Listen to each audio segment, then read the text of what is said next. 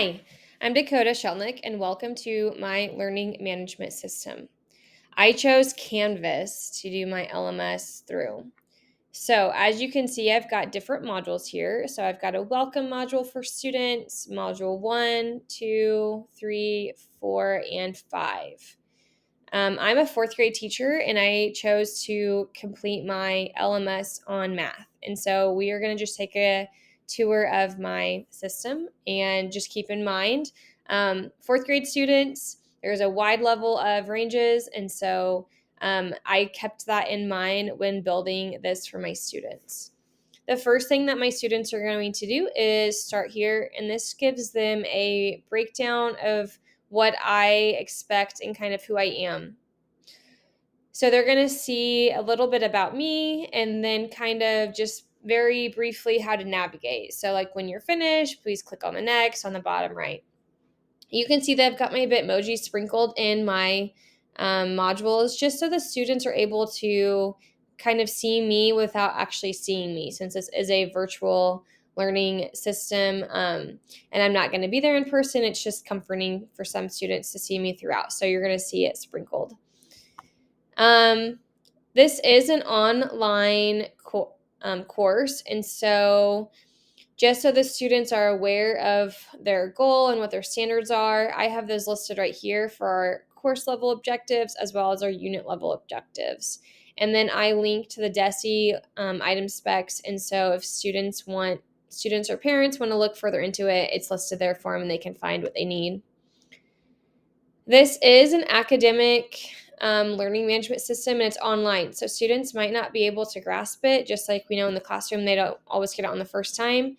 And so I've linked the Toy Theater, which is an online manipulative platform for students to use if needed, and then also my email. And so they can reach out to me if needed. There also might be issues with Canvas pop up. And so this is a way for students to ask frequently like used questions. And so they can find items here if they're having issues. And then they also provided a number to get in contact with Canvas support. As always, I'm always available as well. And so I linked my email for them to send me an email. Because this is online, we do have some net etiquette expectations, so net etiquette. And so I just gave a very brief rundown of what I expect for them when they're in this class, as well as academic integrity. Since this is an online class, it's probably a little bit easier to look up answers. And so just very briefly, in a fourth grade manner, I just put a few things as to what I expect to see from them during this course. Students aren't going to be one-on-one. And so for them to get to know their peers and myself, I have a get to know you. And so I have a discussion post where students can complete this, and then they can see their classmates and respond to their classmates and kind of learn more about them. Then this brings us to our first module. Since I have fourth grade students, I kept the structure very similar, and so they would be able to get into a routine of what I expected to see from them on this online course. So what you're going to see at the beginning of each module is my Bitmoji classroom. So there's always going to be a different dad joke of the day. There's going to be our agenda on the board for them. And so they kind of know, hey, I'm doing addition today. And then I'm going to do an addition game. And then I'm going to do independent practice. So they just can see like a rundown of kind of what their activities are for the day.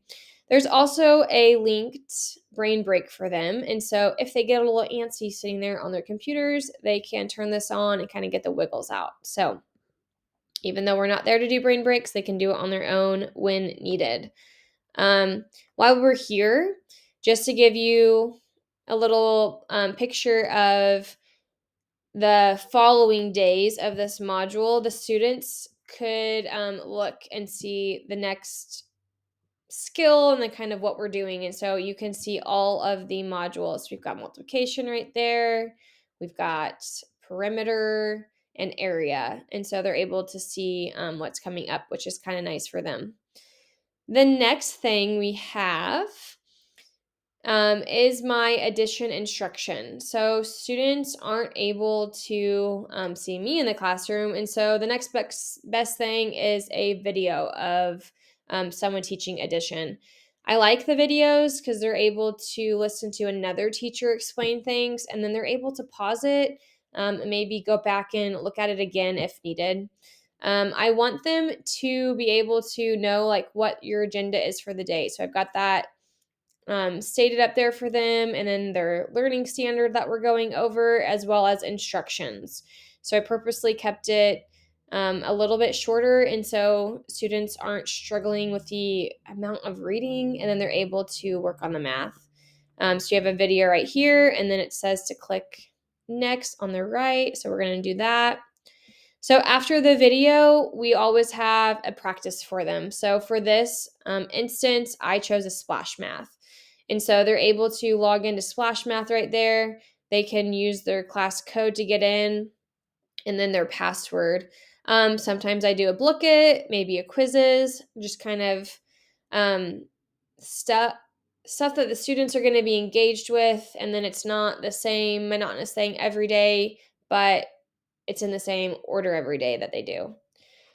My final piece of the modules is going to be a quiz. And so when the students are ready, we've got our standard so they know what they're going to be quizzed over.